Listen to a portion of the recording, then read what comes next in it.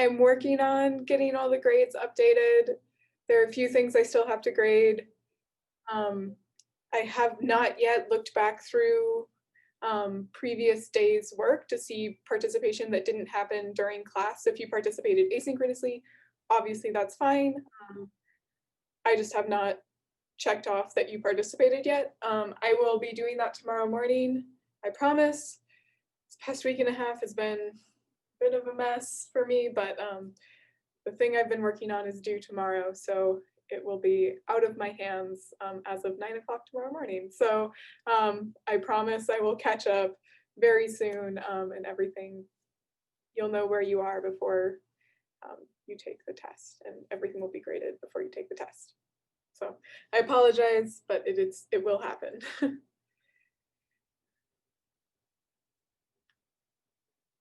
Does anyone have any questions about test stuff while we wait for the last few people to join in? I've got chat open if you want to put them there, or if you want to unmute and just shout out.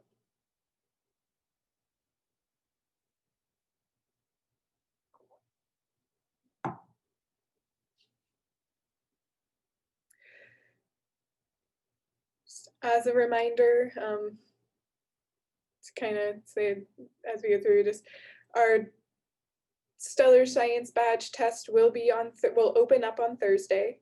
You'll have a full week to complete it. It's the same format as the Planetary Science Badge test, so 10 multiple choice questions and then 7 longer questions where you answer 5, or I take your top 5 scores.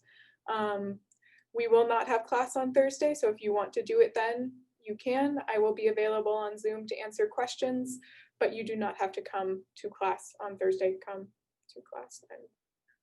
I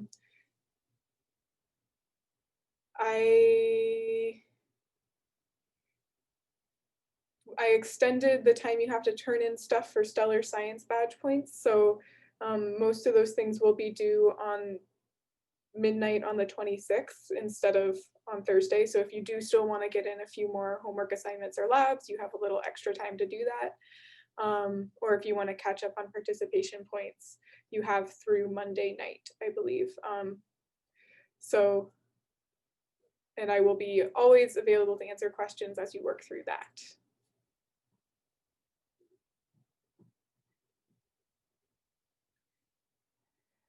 If there are no other thoughts or questions.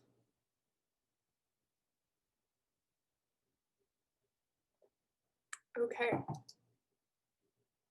So we've got, if you're curious, our class likes Reese's Cups, which I agree with, but there's a pretty even distribution around everything except for Snickers. So no giving out Snickers in this class, I guess. Not that I could. I'll mail you all Snickers.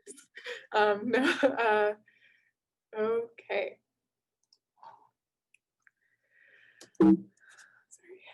So today we're going to kind of finish up talking about some of the ways we measure the masses and radii and distances to stars. And then we're going to switch gears and talk about how stars die and what that looks like. So that's kind of my plan for today. There will be actually 2 shorter activities today instead of just 1, but I think they're both shorter. So we'll see how that goes if we get through them all. And there's a possibility that some of the material at the end I'm going to shift to next week, but it's not on the test, so don't worry about it. But the first thing, I just wanted to kind of review some of the stuff I ended with last class. So last class we talked a little bit about how we can measure the masses and radii of stars by looking at binary star systems. So binary star systems are those star systems where there's 2 stars rotating around each other. So just like planets can orbit stars, you can also have other stars orbiting stars. Since both the stars have similar masses, typically it won't be one stationary object with a smaller thing going around. They'll both be kind of orbiting around the combined center of mass of the system, which is what is shown in this image. So we've got 2 stars orbiting around their combined center of mass. And by measuring how fast they rotate, how fast they orbit, we can get an idea of the masses of these 2 stars. So we do that by using Kepler's law. And I just want to point out that So this is the version of Kepler's law we're going to use with binary star systems. So it looks slightly different than what we used in our solar system because there's now this sum of masses here. The reason why this shows up is because the actual form of Kepler's law, we will never use this, but the way it should look is a cubed equals 4 pi over g m1 plus m2 times p squared. So in this equation, oh my gosh, that is supposed to be a 2. Sorry about that. This equation, A is the semi-major axis of the system. So this half of this distance here, half the separation between the stars, that's going to be A. So this would be 2A. P is the period, so how long it takes for the stars to go all the way around each other. The m's are the sum of the masses, and then g is the universal gravitational constant. The really nice thing about this equation is when we work with units of AU, so we have our semi-major axis is measured in AU.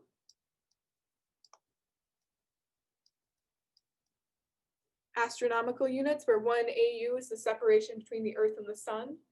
When the combination of the masses is measured in solar masses, so I'm going to call this, we call solar masses O dot, so this is M solar, so the mass of the Sun. And when the period is measured in years, this G becomes 4 pi, and this just goes to 1. So that's why I don't have this value in this equation. It's there, it just equals 1. So we're multiplying this by 1, and we don't really care. But for that to be true, for this factor to be 1, we need our semi-major axis to be in AU, our masses to be in solar masses, and our periods to be in years.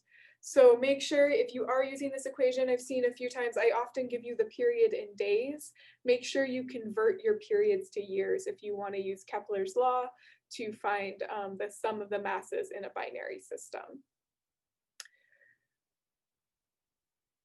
But we can use this, and this is one of the best ways we can get to the masses of stars besides our sun. So this is a really nice thing. We can't go out weighing stars. They're too far away. We don't have scales big enough. But by looking at the gravitational effects stars have on each other and using Kepler's third law, we can find the masses of stars. And then if we compare different spectral classes, we use our HR diagram, look at colors and spectra to find the spectral classes of a star. We can notice that all O stars seem to have similar masses, all B stars have similar masses, and so on and so forth. So using binary stars to measure masses, we can then compare similar stars to find relationships between a star's luminosity, its color, and its mass, which is very neat. Does anyone have any questions about finding masses of stars? And I've got the chat open if you want to throw something in there too.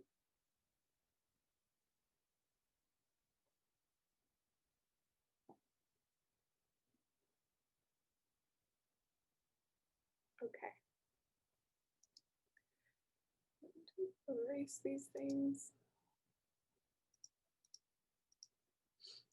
The other thing we can do is we can look at the light curves from binary stars to figure out information about the temperature and the sizes of the stars in the binary system.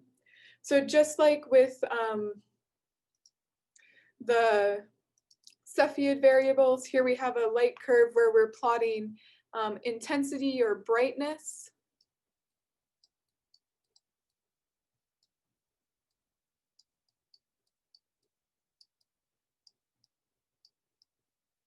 Versus time. So we're measuring how the brightness of this star system changes with time.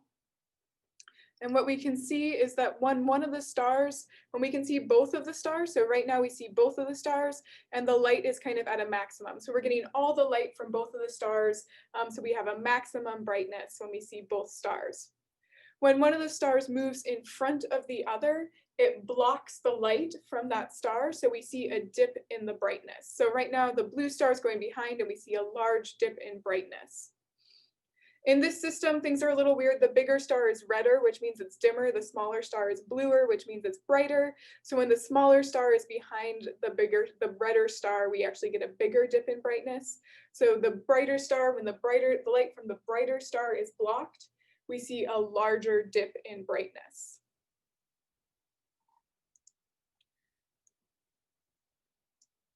So I got a question in the chat for asking how often we actually see this nice eclipsing motion. We do, so this is really nicely aligned. We will get eclipses even if they're not perfectly aligned. So there's a range of inclinations that will still produce eclipses like this. It's not going to be every star system. It's going to be kind of random, every binary star system.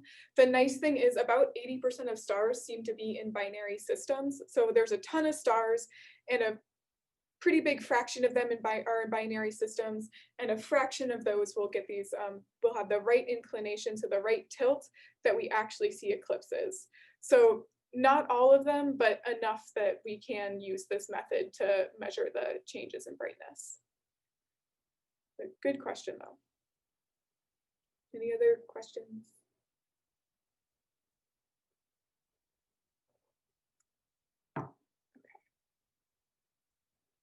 And there are other ways, like we don't have to see these eclipses to measure a binary star system. If we see two stars rotating around each other, these orbits usually happen on an order of days, so you can actually measure their rotation, which is cool, because other things in astronomy take a lot longer. So we don't need them to be perfectly aligned to still measure their periods. We just won't see the changes in the light curve like this if they're not aligned like this. And one way you can play with that a little bit more is in the binary and Cepheid, in the variable star lab, there's a program where you can actually play with changing the inclination and see how that affects the light curve. Okay.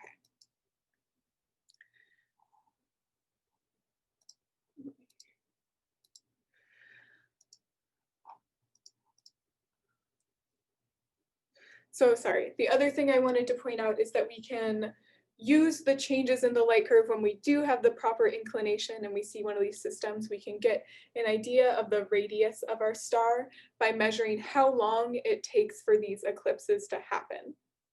So if we can measure the period and the semi-major axis by looking at the size of these systems, then we can get an idea of the velocity of the orbit. So we know how far it's going. It's going around the circumference of this orbit. We know how long that takes. We can measure the period by watching for when we see both of these eclipses happen. So one period would be once we get to this low point again, when we've completed this whole cycle, that would be one period.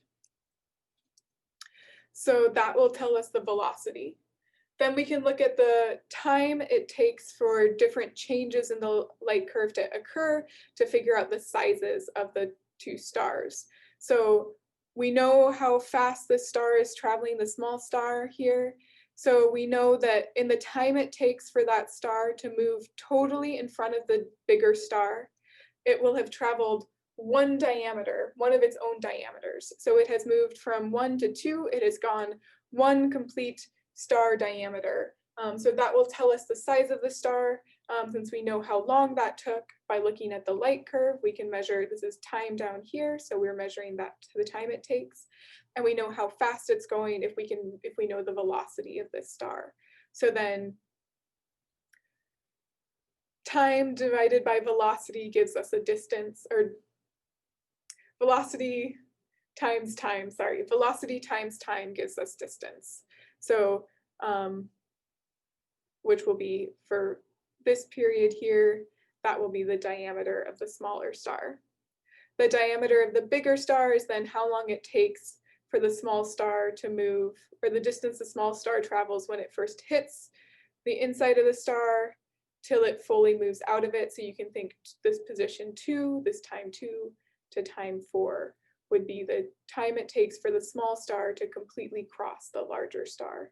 And then again, we can use velocity times time equals distance, and that will give us a diameter of the large star by looking at the changes in the light curve.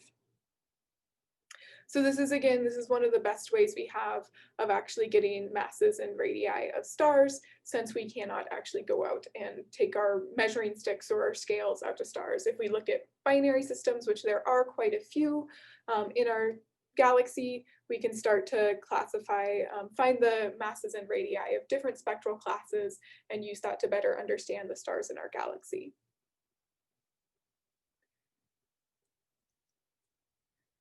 The last method we might use for finding information about stars is by placing them on the HR diagram and using their spectral class and to determine other information about the star.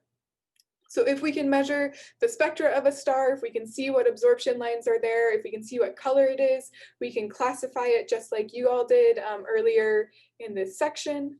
Based on what spectral class it is, we'll know things like what the approximate mass, what the approximate radius of the star is, what the approximate temperature of the star is, and also we'll know a bit about how bright the star is. So even if we just have the color, if we assume the star is on the main sequence, which most stars will be on the main sequence, we'll know the brightness of this star, the absolute brightness, so the luminosity, and we can compare how bright the star looks to how bright the star should be to find an actual distance to the star. So this is another way we can get those distances as well, is by looking for stars, finding where they should be on the main sequence, finding how bright they would be if they were on the main sequence, and comparing that to how bright it looks. This method isn't super exact because the main sequence has some thickness. It's not a perfect line. There's a bit of scatter around it. So you have to, you can't get exact distances, but we can get approximations of distance. And you also have to know that your star is on the main sequence, which by looking at the spectra, there are ways to confirm that your star is on the main sequence and not a supergiant or a white dwarf. But you do have to be careful that you check that to make sure you are looking at a main sequence star. So based on all this, we can find distances to stars. We started with parallax. We can look for parallax shifting of stars as we move around the sun. We see things shift the same way that as you hold your thumb out and you blink, you see your thumb jump back and forth. So we can look for parallax shifts to find the distances to stars. We can look at Cepheid variables where we know there's a relationship between the period of the variation of Cepheid variables and their luminosity. And we can use that relationship to find the absolute magnitude of a Cepheid, compare that to the apparent magnitude of a Cepheid to find a distance. We can use binary systems to find the masses and radii of stars by measuring their orbits, looking at their light curves, and using the laws of gravity as well as just the velocity and time it takes for these stars to orbit to find properties of stars. And then we can use the HR diagram along with spectral classes to estimate the brightnesses of stars and then learn also a lot about their sizes, radii, and other properties just based on where they fall on the HR diagram. So those are kind of our main methods for measuring the properties of stars based on their light, despite the fact that they are all very, very far away, making it hard for us to measure these things. Does anyone have any questions on any of that before we do a quick review and then a few review questions and then move on to stellar death?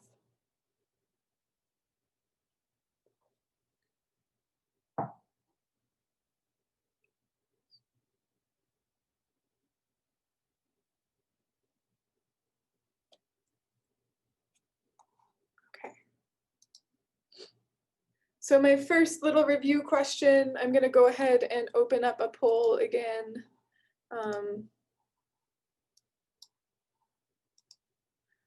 See if I spelled things right in my poll. So we've got a few Cepheid variables here with different periods, and I want to know which one is has the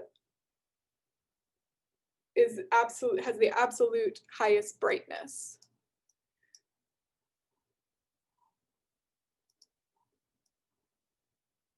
So we've got a range of periods. Which one is going to be absolutely the brightest. So not which one will appear the brightest, but what one is actually the brightest, regardless of distance, since we don't have that information here.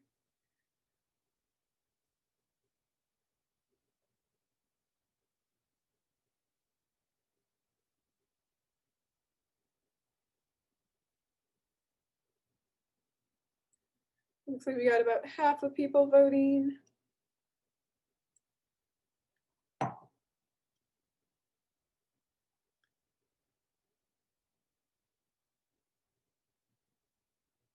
Get a few more.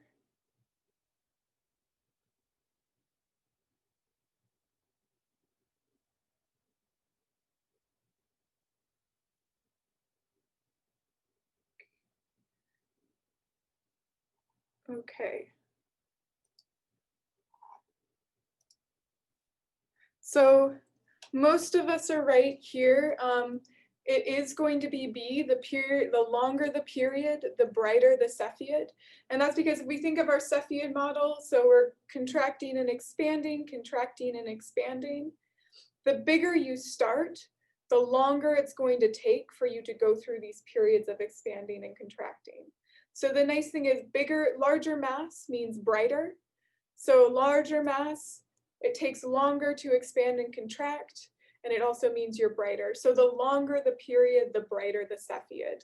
So that's the thing to remember. Here we have the longest period is Cepheid B, that has the period of 20 days. So longer period equals brighter Cepheid.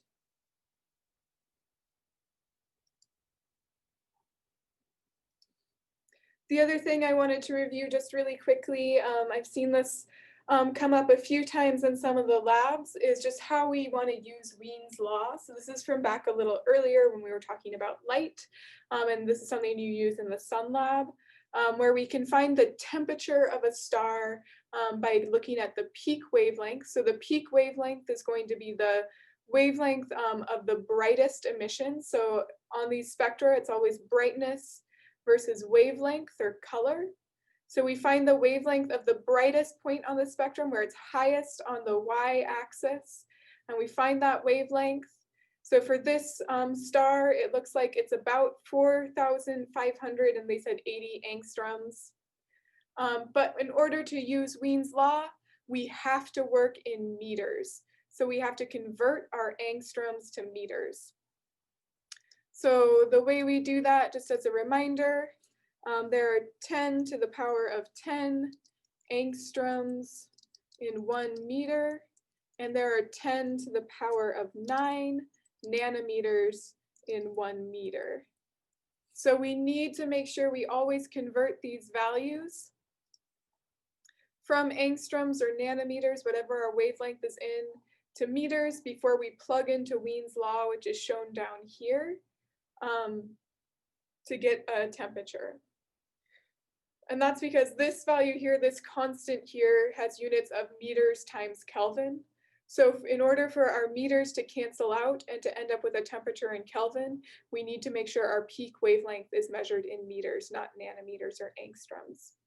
So they measured their peak wavelength at 4,580 angstroms. They multiply that times 10 to the negative 10 meters per angstrom, or yeah, meters per angstrom. So they divide by 10 to the 10 to get this value, the peak wavelength in meters. And then they plug that in here to Wien's law in order to get the temperature of this star in Kelvin. So those are two things that might be important on the test to remember. Does anyone have any questions about that before?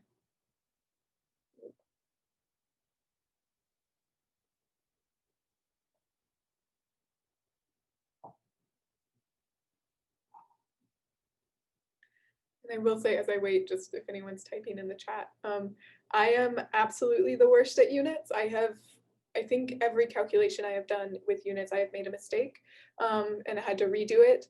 So just a reminder that it's always important to check your units and make sure you're working in the right units for the things in this section.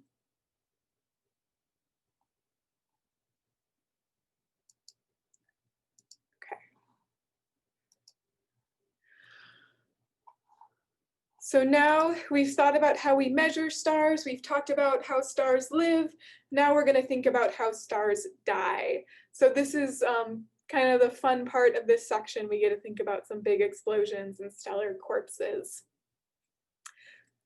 So the first thing to think about is, what does it mean for a star to die? And that just means that we have run out of fuel to complete fusion. So fusion has stopped. We are no longer producing energy through nuclear fusion. And that means we have lost our source of radiation pressure. And that losing the source of radiation pressure means our star will no longer be in hydrostatic equilibrium. So in our sun, we talked about how the layers of the sun, we had a balance between radiation pressure from nuclear fusion in the core and gravitational pressure pushing in, holding the sun together. And that kept the size of the sun pretty much constant. So all stars, as they're on the main sequence, as they're fusing, they're in this kind of nice state of hydrostatic equilibrium where radiation pressure from energy being generated in the core is balanced by gravitational pressure pushing in from the material that creates the star. When you take out that source of radiation pressure, that source of nuclear fusion, you no longer are in hydrostatic equilibrium and you start to get collapse of the star. So the core starts to collapse in on itself and we get, and the star's life ends. What happens as the core collapses depends on the initial mass of the star. So we're going to talk about this in two different ways, low mass stars and then high mass stars. The other thing we can remember is that with our low mass stars, as they run out of hydrogen to fuse in their core, they start fusing helium to carbon and oxygen, but they never get hot enough to fuse carbon into heavier elements. So once you end up with your core that's all carbon and oxygen, fusion stops, and this is when core collapse will happen. With more massive stars, they do get hot enough to fuse carbon and oxygen to heavier elements until they reach iron. Once you reach iron, you cannot fuse heavier than iron in the mass in the center of a star, so fusion again will stop. You will no longer be a star, and you will start going through this process of stellar death. So for low mass stars, this is when we get to that point where the core is all carbon and oxygen, it starts to collapse. And as the small core begins to collapse, it also heats up. While it heats up, it starts to radiate thermal energy. So the core is collapsing, but it's also radiating thermal energy, which starts to blow the outer layers out. So all of a sudden, there's a source of pressure coming out of thermal pressure coming out of this star that pushes the outer layers out as the inner layers fall in. So we get the inner core contracting and the outer layers being pushed off. And we end up with these really beautiful objects called planetary nebula. They have nothing to do with planets, but because they are often nice and round, early astronomers thought they looked kind of like planets, so they called them planetary nebula. But again, there are not planets. These are the outer layers of dying smaller stars. They're typically about 1 light year across, and they fade after about 10,000 years. And what's really cool here is that you can also sort of see the different layers. So the different elements in the star, as we kind of get these different shells of different material, the different elements emit different colors. So you can see that in the different colors in the planetary nebula. So this red is often hydrogen, whereas blues and greens are going to be more typical of oxygen. So you can kind of see what materials were in the star looking at the different colors emitted in the rings in the planetary nebula.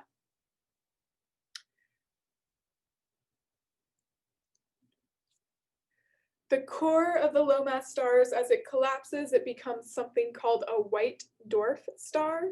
So there's going to be a white dwarf star in the center of every planetary nebula. You can kind of see there's a little spot in the center of each one. And these are these thermal radiating cores, so they're very hot with temperatures of around 200,000 Kelvin, making them peak in the UV part of the spectrum. So if you used Wien's law, you would find a very short wavelength in the UV part of the spectrum. They're made of entirely carbon and oxygen from that collapse of the core where we fused up to carbon and oxygen. and they will contract under their own gravity until they're approximately the size of Earth, but with a mass of 0.6 solar masses. So we have this incredibly dense material that's 0.6 solar masses within a volume of about the Earth.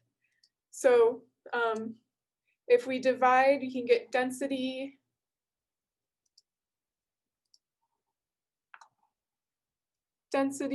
equals mass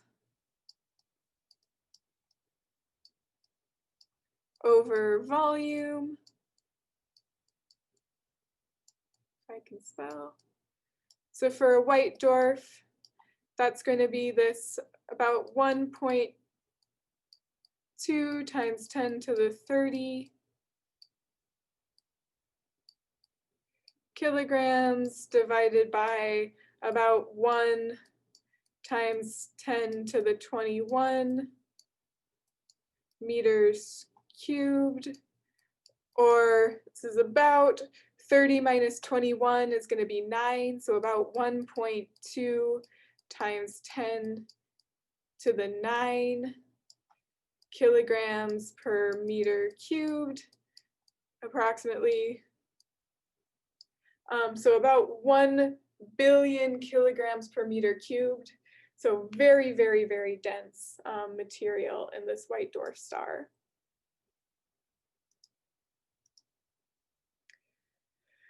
So that's my approximation. So that makes it about 200,000 times as dense as Earth. So if you picked up a rock, a white dwarf star would be about 2,000 times denser than that. Material in a white dwarf star. And we call them white dwarf stars. There's not really stars because they're not really fusing, but they do radiate some light because of their just really high temperature. As we push things together, it heats up. So they radiate light just because they are hot. They will slowly cool down over billions of years and become less and less bright as they do. So they're typically, despite being really hot, because they're small and they're not fusing anymore, they're pretty faint compared to other stars, but we still can observe them, especially when we look in globular clusters like M4 shown here. This is also, if you ever see an article pop up about diamond stars, they're typically referring to white dwarf stars because white dwarfs are made out of totally carbon, or there's some white dwarfs that are pretty much all carbon, and condensed carbon is diamonds. So if you have a star that is completely made of condensed carbon, it's kind of like a star made out of diamonds.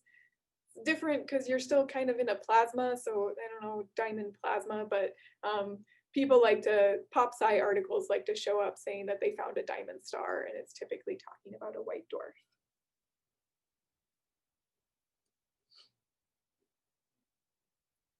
So any questions about white dwarfs so far?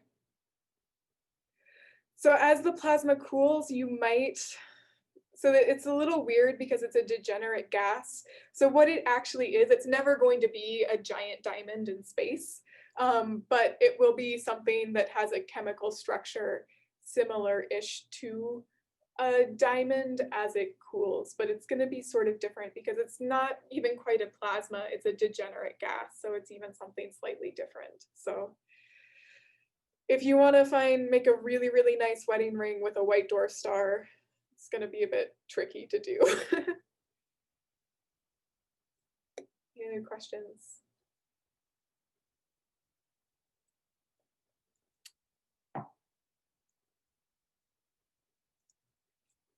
So let's talk a little bit more about what this actually is. Yeah, as we squish things together, we get the white dwarf star is made up of something called a degenerate gas. So as the core collapses, we're squishing the material closer and closer together, but because of quantum mechanics, essentially, electrons and protons do not want to be in the same place. So at a certain point, you can't squish things closer together. It just reaches a point where we can't get the electrons any closer to the protons than they are, and we call this a degenerate gas. So that's what we're seeing here. We're squeezing the material together until all of the protons and electrons are as close as they can possibly be, and we're in this degenerate gas state within the white dwarf star. So once we get to that point, you can't collapse farther, because if you collapse farther, you would have to push the electrons into the protons, and there is not enough mass to do that with a small star like this, the core of a small star. And so this is where we get something called the Chandrasekhar mass limit, and it's also where that kind of confusing problem from the reading quiz for this section comes from. And it's just this idea that degenerate gases will behave very strangely and not like anything we're really used to on Earth. So all degenerate gases will have the same pressure. So unlike on Earth, if you increase temperature, you increase pressure. In a degenerate gas, increasing temperature, increasing the amount of stuff doesn't change the pressure. Things are as densely packed together as they can be, so adding more stuff, adding more, making it higher temperature does not change the pressure. So all white dwarfs have the same internal pressure, so the same internal force pushing out.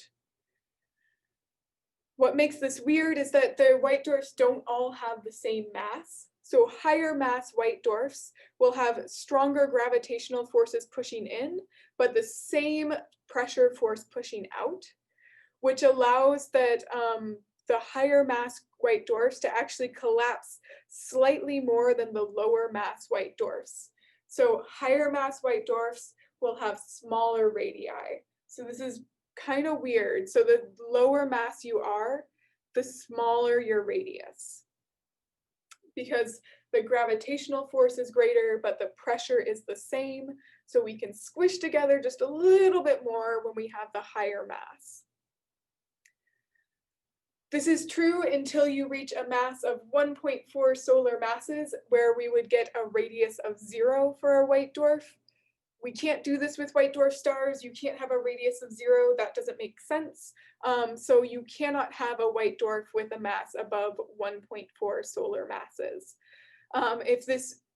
For stars that have cores above a 1.4 solar mass star, 1.4 solar masses, they won't become white dwarfs. They'll go through other phases. So there are more massive stars will not become white dwarfs in the center. And if you do have a white dwarf and it ends up, if you dump material on a white dwarf and you send it over 1.4 solar masses, it will explode. So we'll get a supernova when a white dwarf star goes over 1.4 solar masses. So this was the other confusing part about that reading quiz question. I asked you about a 5 solar mass white dwarf star, which isn't a real thing. You cannot have a 5 solar mass white dwarf star, so it will not have a radius, a small radius, because it will not exist, period. So that was kind of a trick question I threw in the reading quiz. So it's kind of funky to think about. Does anyone have any questions?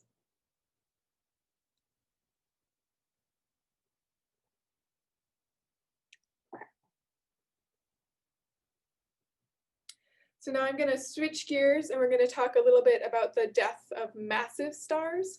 So these are stars that are over 8 times the masses of the sun. So those O and B type stars, so the really big, really bright stars. When they run out of hydrogen to fuse, they start fusing helium to carbon. When they run out of helium to fuse, they will be hot enough that they can just keep going. They can keep making heavy elements until they reach iron. You cannot fuse heavier than iron, so once they have that iron core, they will stop fusion, and you'll get this core collapse as well. But now instead of core collapse from a small 1.1-ish solar mass carbon core, we're getting core collapse from a larger iron core. So a few solar masses, the cores of these stars will be a few solar masses over that white dwarf limit, over 1.4 solar masses. So as they begin to collapse, crazy stuff starts to happen. So like I said, their cores will be more than 1.4 solar masses. So we won't be making white dwarf stars. We're going to compress the stuff so much that we're actually going to move beyond electron degeneracy.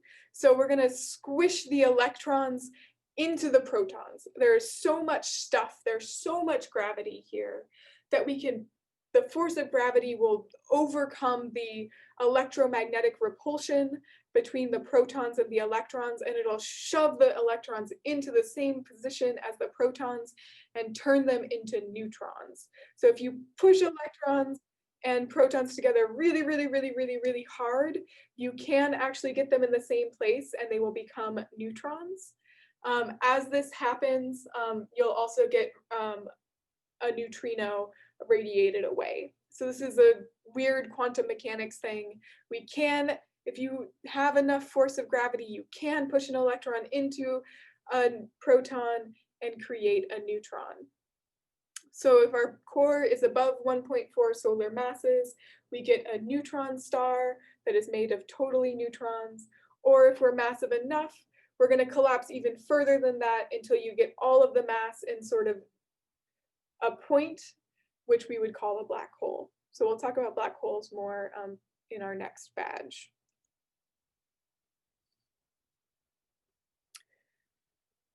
Neutron stars are kind of similar to white dwarfs. We're not really a star, we're not doing fusion, you're just a remnant of a star, so it's stellar corpse. The protons and electrons in a neutron star have all merged to form neutrons, which is why it's called a neutron star, because it's a very massive thing made out of only neutrons. As this happens, a lot of neutrinos are released, so we get a stream of neutrinos from the creation of a neutron star. If we are not massive enough to make a black hole, we can collapse no further at this point. So this is the densest form of matter we know. Black holes are weird. They're not really matter, so they don't count. So neutron stars are the densest we can sort of get with normal matter material. The wave of neutrinos exploding outwards, as well as the inability to collapse further, will create a shock wave, and the shock wave will cause the outer layers of the star to explode out into space in what we call a supernova. The mass of a neutron star, so the mass of the center that gets collapsed down, will be 1.4 to 3 solar masses. So heavier than the sun, but a radius of only about 20 kilometers. So this is something that is maybe 3 times the mass of the sun, but about the size of the city of Denver.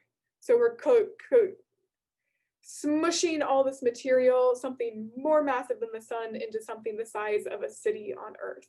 So very, very, very, very, very dense. And that means that if you were on the surface of a neutron star, which would be bad for many reasons, you would weigh about 200 billion times the amount you would weigh on Earth. So the surface gravity on a neutron star is 200 billion times that of the surface gravity on Earth, just because they are so much more massive, crammed into a very, very, very small space.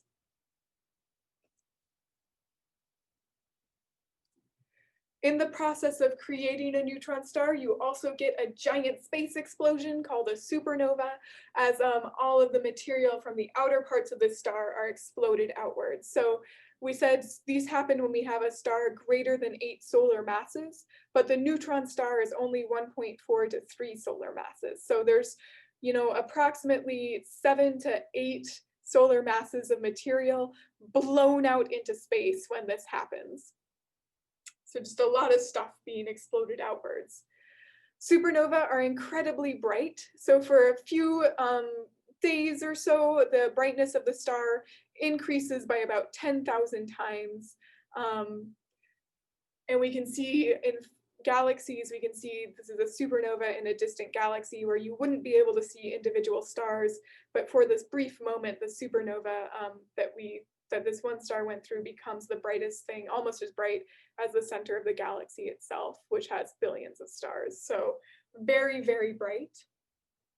And as another way to think about this, if our sun went supernova, which it won't, it's not massive enough, it will not go supernova, it will become a white dwarf star. So we don't have to worry about this. But if it did, the brightness of the sun going supernova at a distance, at its current distance, would be the same as if you had an atomic bomb and you held it up to your eye when it exploded. So very, very, very, very bright. In this process, a supernova will also release 10 to the 57 neutrinos. And even though there are neutrinos streaming through us all the time, that amount of neutrinos, 10 to the 57, so 10 with 57 zeros after it, so this is a huge number, would be enough that we would get a lethal dose of neutrino radiation if there was a supernova 2.3 AU from us. There's not going to be. There is no star 2.3 AU from us. That's, approximately where Mars is. So not a problem. But if it was, you could actually die from neutrinos if we had a supernova go off close enough to us, which is crazy to think about. This is just an example, again, showing what a supernova looks like and how much brighter it is. So this was a nearby supernova detected in 1987. So that's how we name supernova. You get the year it was measured, and then you go through the alphabet. So the first supernova detected in 1987 would be 1987A, and then B, C, D until you run out of letters. And so before the supernova went off, it was just a pretty normal looking star. And then the supernova exploded and we got a very, very bright star for a brief period of time. We can also look at the light curves from supernova, and we see that there's an intense peak. We get a lot brighter. So this is brightness. They're measuring it as magnitude here. So our magnitude scale is backwards. Smaller is very bright, so we're getting close to zero, and then it fades over a period of about 1,000 days.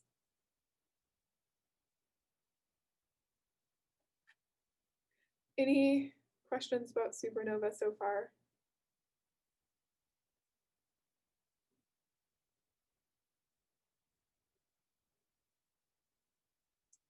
Almost to our first second. Okay, so in this process, supernovas also create a lot of the heavier elements in the universe. So we're blasting material out so fast with so much energy that we can now start fusing things heavier than iron in these explosions. So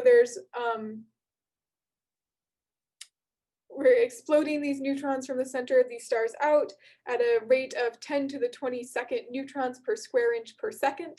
So as these neutrons get blasted out and they hit each other, there's enough energy that they can actually stick together and create heavy elements. So a lot of the heavy elements that make up Earth actually come from the deaths of massive stars.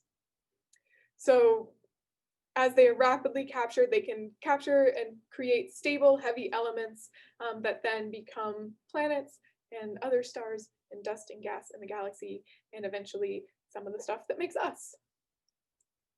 So with that, we're going to break to do a shorter activity to start out with, to investigate how, where the stuff that makes us up comes from.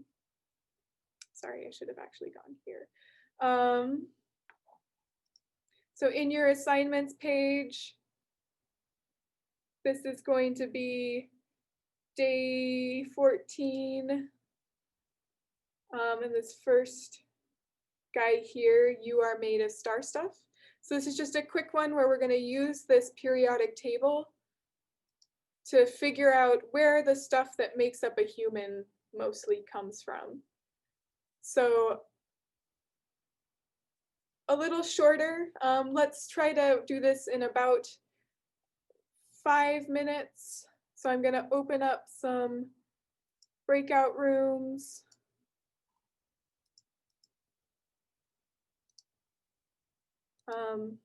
And if no one has any questions, we can get going on this.